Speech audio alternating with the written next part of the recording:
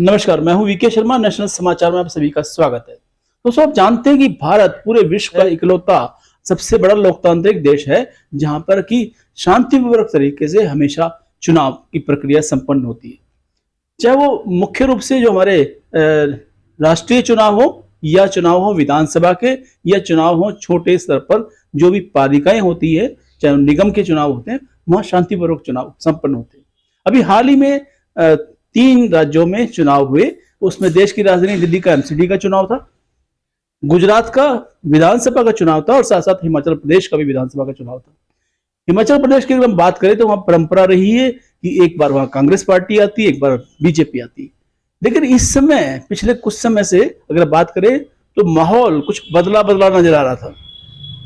तो ऐसे में देश की सबसे बड़ी पार्टी जिसे हम कहते हैं राष्ट्रीय कांग्रेस पार्टी, उसको अस्तित्व खतरे में नजर आ रहा है, ऐसा कई लोगों ने आशंका व्यक्त की।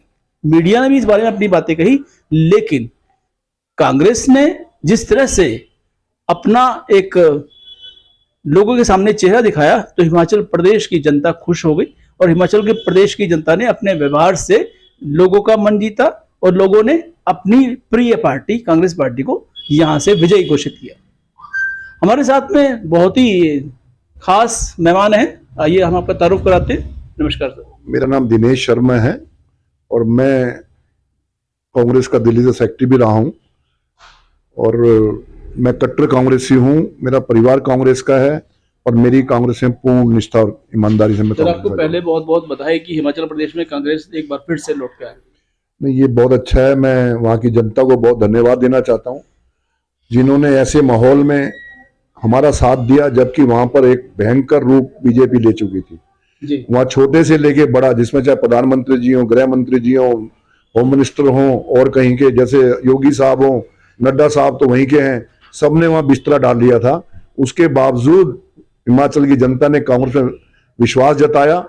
सोनिया गांधी में, राहुल गांधी जी में, प्रियंका जी में और अपने जो नए हमारे अध्यक्ष बने खड़गे साहब, उन्होंने भी 1-2 सभाएं की, उसका बहुत असर पड़ा। राहुल गांधी जी जो भारत जोड़ो यात्रा कर रहे हैं, उसका बड़ा प्रभाव पड़ा। और जो कांग्रेस ने वहां की जनता से वादे किए हैं, ये हम भी आपको विश्वास दिलाते हैं कि हम उन वादों को जल्दी से जल्दी पूरा करेंगे। हिमाचल प्रदेश के चुनाव में अगर बात करें तो एक मोड़ उस समय आया जबकि एक नई नवीली पार्टी जिसे हम आम आदमी पार्टी के नाम से जानते हैं, उसने एंट्री की, यहाँ पे अपना एक पहचान बनने का प्रयास किया। हालांकि उनके जो प्रभारी थे वो किसी कानूनी कारणवश वो वहां से हटाए गए। उसके बाद में नए सिरे से उन्होंने अपनी धाक जमाने का प्रयास किया। लेकिन जिस तरह से लोगों ने अपना प्यार दिया, जिस तरह से कांग्रेस पार्टी का प्रचार रहा है, तो आप ये मानते हैं कि जो लोग हैं वो सच को सच और झूठ को झूठ कहने की हिम्मत रखते हैं? देखिए, जहां तक आम आदमी पार्टी की आप बात करें, पाखंडी पार्टी है, सबसे बड़ी पाखंडी पार्टी अगर कोई देश में पैदा होती जा रही है और ये देश के लिए खतरा है। आम आदमी पार्टी में बड़े ईमानदारी से बोल रहा हूं कि देश के लिए खतरा है जी। ये सिर्फ और सिर्फ बीजेपी की बी टीम बन के आई थी कि कांग्रेस की वोट काट सके। उन्होंने कोई वहां कंसंट्रेट नहीं किया, हर सीट पे अपने उम्मीदवार उतारे। सिर्फ वो इसलिए उतारे गए थे, बीजेपी द्वारा प्लान थे कि कांग्रेस की वोट काटें। ये जो चुनाव का समय आया, आपको क्या लगा कि कांग्रेस पार्टी सहज रूप से, जैसे कि परंपरा रही है हिमाचल में कि एक बार कांग्रेस आती है, एक बार बीजेपी आती है, तो इस बार कांग्रेस का नंबर था आने का, तो आपको लगा कि ये आसानी से हम जीत जाएंगे? नहीं, देखिए, आसान इलेक्शन कोई नहीं होता है। इलेक्शन तो मेहनत से लड़ा जाता है और जिस तरह का माहौल, भय का माहौल बीजेपी ने बनाया हुआ था, आपने खुद देखा, मैंने खुद कहा कि नीचे से लेके ब्लॉक प्रेसिडेंट से लेके प्राइम मिनिस्टर तक वहां पे उन्होंने दावा बोल रखा था। वहां रह रहे हैं, वहां सभाएं कर रहे हैं, मतलब कोई ऐसी छल कपट, दादागिरी, गुंडागर्दी कोई नहीं थी जो बीजेपी नहीं कर रही थी और आम आदमी पार्टी उसकी बी टीम बन के काम कर रही थी। दोस्तों, जानते हैं दिनेश शर्मा जी को जो जिम्मेवारी दी गई थी एसएससी की तरफ से, वो एक तरह से वहां पर लोगों के बीच में कांग्रेस पार्टी का प्रतिनिधित्व कर रहे थे, अपने पार्टी के कार्यकर्ताओं में नया जोश भरना और यहाँ के वोटर्स को अपनी पार्टी के प्रति थोड़ा जागरूक करना, ये खास तौर पे जिम्मेवारियां थी। और क्या क्या काम उनके जिम्मे थे, आइए जानते हैं। देखिए, सबसे बड़ा जो फैक्टर था, हमारे हाई कमांड ने, आला कमांड ने जो राजीव शुक्ला जी को वहां की जिम्मेदारी सौंपी, क्योंकि वो जमीनी कार्यकर्ता हैं। राजीव जी हर किसी को बुला के बात करते थे, वहां पे काफी टाइम रहे, उन्होंने हमें भी नियुक्त किया, हम भी वहां पे गांव गए, मैं वहां 14-15 दिन रहा, मैं वहां पे, हमने उनके नेतृत्व में अच्छा काम किया और फिर प्रियंका जी वहां पे आई, उससे बड़ा लोगों में एनर्जी आई, खड़गे साहब आए और इलेक्शन देखो बीजेपी ने तो चाहती थी हाईजैक कर ले, लेकिन वहां की जनता ने उसको हाईजैक नहीं होने दिया। हम उनको सादर तौर पे नमस्कार करते हैं, प्रणाम करते हैं, जिन्होंने कांग्रेस में आस्था जगाई है। और हमें पूरा विश्वास है, हम भी आला कमान से रिक्वेस्ट करेंगे और आला कमान भी इसमें सीरियस है कि हमने जो भी वादे वहां किए हैं, चाहे हमने वो पेंशन के लिए किया है, चाहे फौजियों के बारे में किया, उनको जल्द से जल्द पूरा किया जाएगा। जी दोस्तों, यहाँ पर एक खास बात मैं आपको बताना चाहता हूँ। आपने भी अगर सुना हो, अभी थोड़ी देर पहले दिनेश जी ने कहा कि वहां पर प्रियंका गांधी ने भी अपनी उपस्थिति दर्ज कराई। तो क्या प्रियंका का फैक्टर था जो सिर चढ़कर बोला? विपरीत परिस्थितियों के बावजूद भी कांग्रेस ने अपना एक साम्राज्य दोबारा से स्थापित किया, लोगों का दिल जीता और हिमाचल में फिर से सरकार बनाई।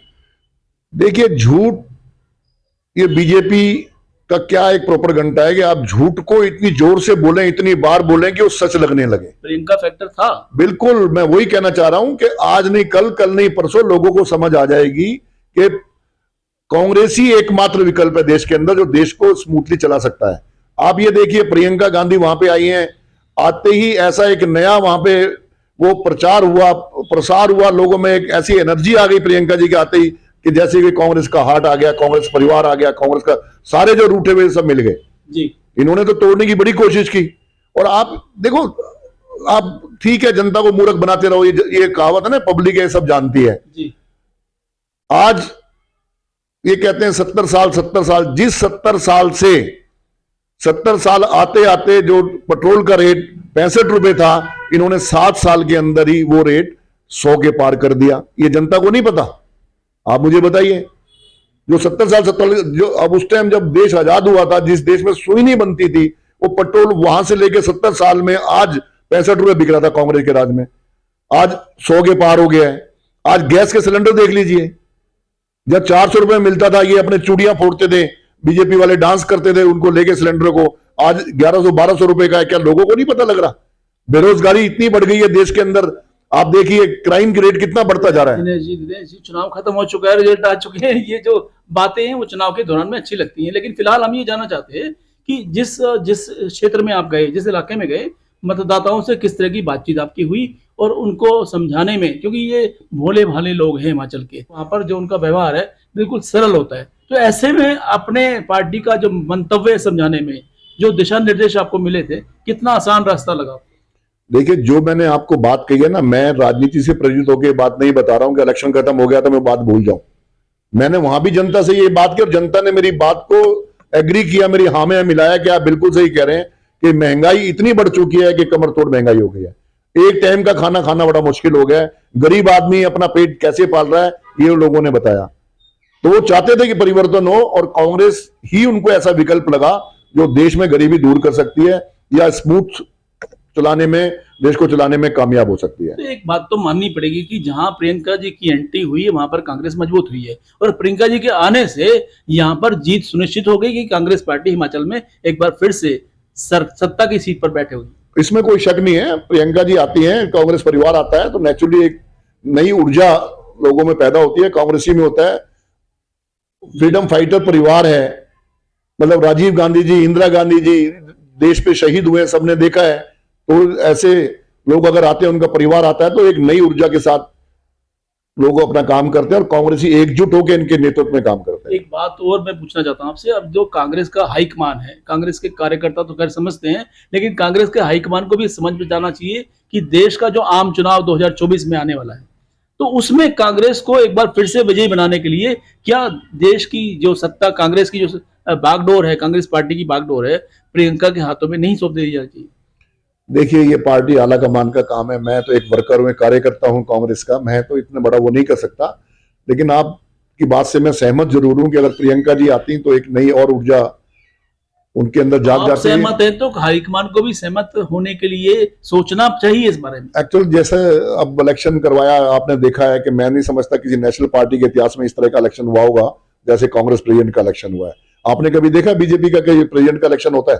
नहीं, उस बात तो हम सहमत है, लेकिन बात अगर हम करें कांग्रेस पार्टी के अस्तित्व की बात पर सवाल उठाए जा रहे हैं, कहा जा रहा है कि कांग्रेस खत्म होती जा रही है, रसातल में जाती जा रही है। तो ऐसे में जब राहुल गांधी अपने कंधों पर ये बोझ नहीं उठा पा रहे हैं और अब ऐसे में एक शक्तिशाली नेतृत्व की आवश्यकता है। तो प्रियंका की एंट्री से जहां परिवर्तन आता है, तो ऐसे में देश की बागडोर, कांग्रेस पार्टी की बागडोर अगर प्रियंका संभालती हैं तो एक बार फिर से 2024 में कांग्रेस का साम्राज्य हो सकता है।